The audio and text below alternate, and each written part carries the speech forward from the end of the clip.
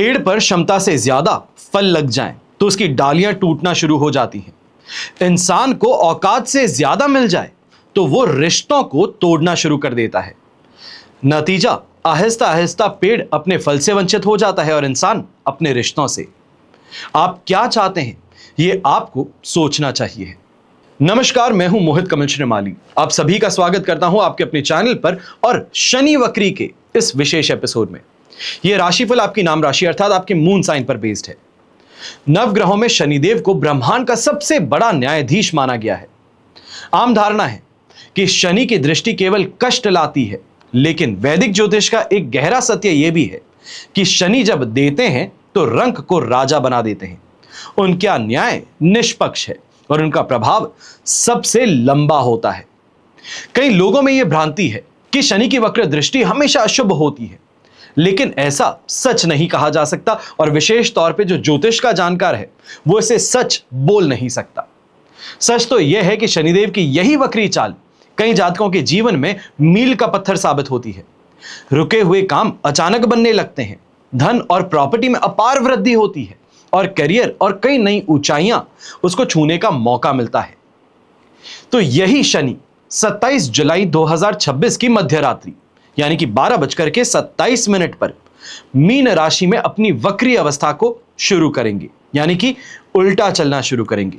अब वक्र स्थिति में रेवती नक्षत्र यानी कि बुध के नक्षत्र में गोचर कर रहे हैं, जिसके पश्चात 9 अक्टूबर 2026 को वो अपने नक्षत्र उत्तरा भाद्रपद नक्षत्र में प्रवेश करेंगे।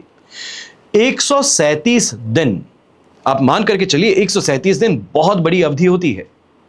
137 दिनों तक यानी कि 11 दिसंबर 2026 की सुबह 6 बजे तक वो वक्री अवस्था में ही गोचर करेंगे। ये 137 दिन का काल चक्र जो है आपके जीवन के कई पहलुओं को पूरी तरीके से बदल सकता है। यह शक्ति रखता है। तो इसका आप पर क्या असर होगा, इसी का आज हम विश्लेषण करने जा रहे हैं।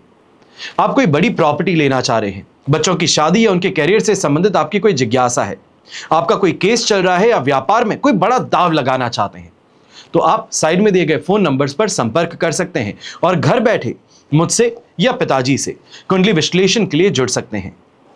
याद रखिएगा कि एक सही परामर्श आपके जीवन को, आपके भविष्य को संवार सकता है। सही समय पर लिया फैसला अक्सर जीवन की दशा और दिशा दोनों को बदल देता है।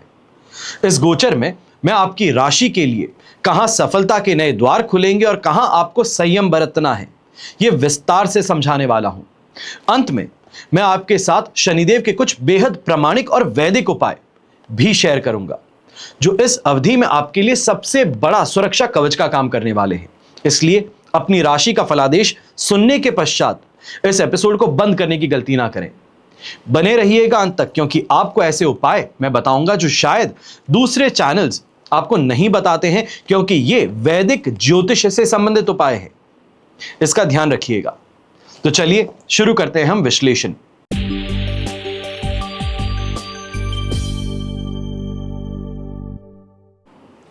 वृषभ राशि वालों के लिए नवम और दशम भाव के स्वामी शनि महाराज 11वें भाव में वक्री अवस्था में चलना शुरू करेंगे। इस गोचर के दौरान सबसे पहला प्रभाव महत्वाकांक्षाएं और सामाजिक जीवन पर आपको महसूस होती नजर आएंगी। ऐसा लग सकता है कि मेहनत का जो परिणाम प्राप्त होना था, जो पैसा तुरंत मिलना चाहिए था, वो अटक गया है, या फिर इनकम और मुनाफे में अचानक देरी देखने को मिल रही है, लेट लतीफी हो रही है। साथ ही सामाजिक मेलजोल से मन उखड़ने लग रहा है। भीड़ भाड़ वाली जगह या फिर पार्टियों में जाने का मन कम होता है। ऐसा महसूस होता नजर आएगा कि जैसे सामाजिक दायरे की छटनी हो रही है। इस दौरान केवल कुछ पुराने और समझदार दोस्तों के साथ ही आप समय बिताना ज्यादा पसंद करेंगे। ये कहा जाए जो मेन आपका सर्कल है वो बहुत ज्यादा इस समय में श्रिंक होने वाला है। किसी ऐसे पुराने दोस्त से अचानक संदेश आ सकता है जिसे सालों से आपकी बात भी नहीं हुई थी। शनि की तीसरी दृष्टि सीधे आपके राशि भाव पर पड़ने जा रही है, वृषभ राशि पर। इस कारण से शारीरिक और मानसिक स्तर पर अजीब सा भारीपन आपको महसूस होगा। बहुत हेवीनेस जो है ये महसूस होगी। सुबह उठते ही शरीर में थकान, आलस या जोड़ों में हल्की अड़चन या अकड़न ये महसूस हो सकती है। मानो बिना ज्यादा काम किए भी ऊर्जा का स्तर गिर गया है। बातूनी स्वभाव की जगह अचानक गहरी शांति और गंभीरता आप में देखने को मिलेगी। चेहरे पर भविष्य की चिंताओं का एक अदृश्य भार देखने को मिलेगा। जिससे आसपास के लोग को भी यह महसूस होगा कि यह इंसान कोई ना कोई गहरी सोच में डूबा हुआ है। अब कन्या राशि यानी कि पंचम भाव पर शनि की सप्तम दृष्टि भी देखने को मिलेगी। यह सीधे तौर पर विचार और आपकी डाइजेशन को इंपैक्ट करने वाली है।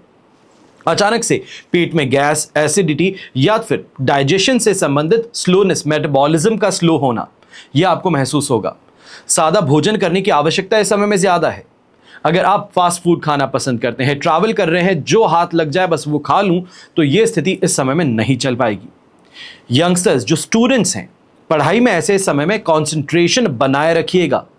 यहां पर एक परेशानी यह है कि जो अभी तक मिनिमम एफर्ट से मैक्सिमम रिजल्ट मिल रहा था, वो स्थिति अगले 137 दिनों के लिए नहीं देखने को मिलेगी। आपको दोगुनी मेहनत करनी पड़ेगी उसी सेम रिजल्ट को प्राप्त करने में। वहीं पंचम भाव से आपकी रिलेशनशिप के बारे में भी विचार किया जाता है।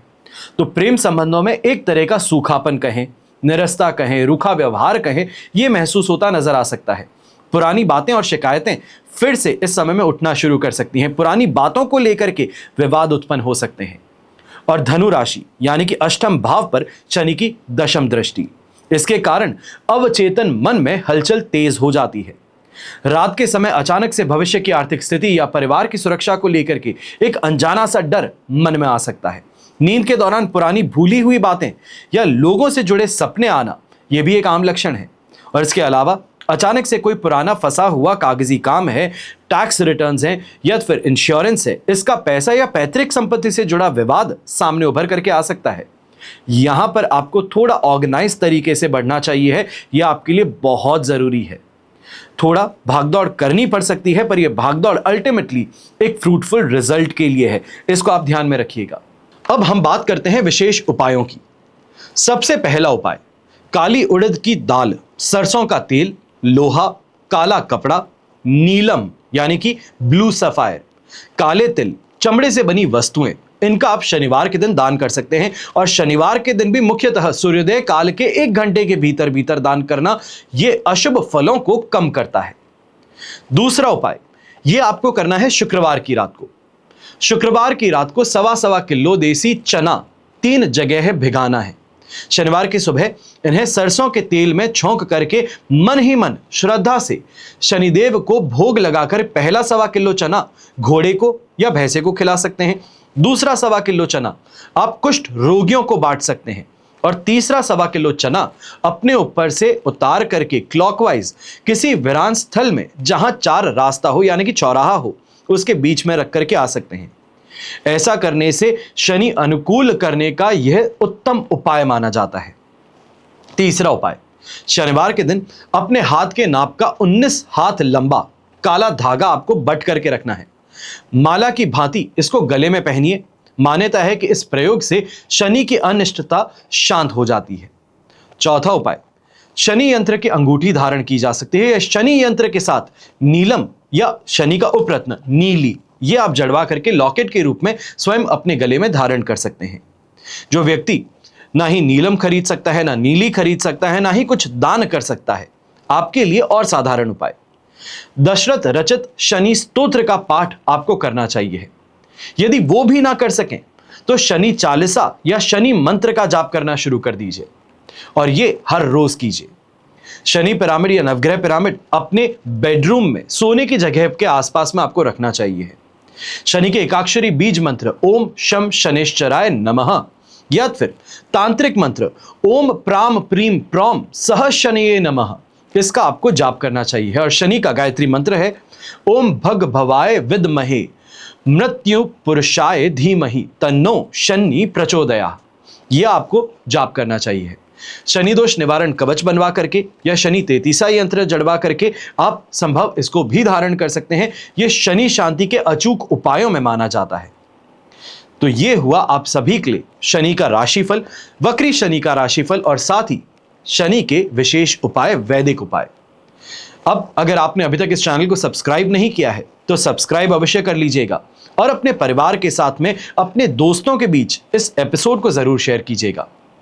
आप सभी के लिए हमेशा यही प्रार्थना करता हूं और हमेशा करूंगा कि आपका और हमारा परिवार सदैव सुखी रहे, संपन्न रहे, सुरक्षित रहे और स्वस्थ रहे। घर परिवार में बड़े बुजुर्गों का साथ और आशीर्वाद हमेशा हमारे साथ में बना रहे। जय श्री राम एवं जय हिंद।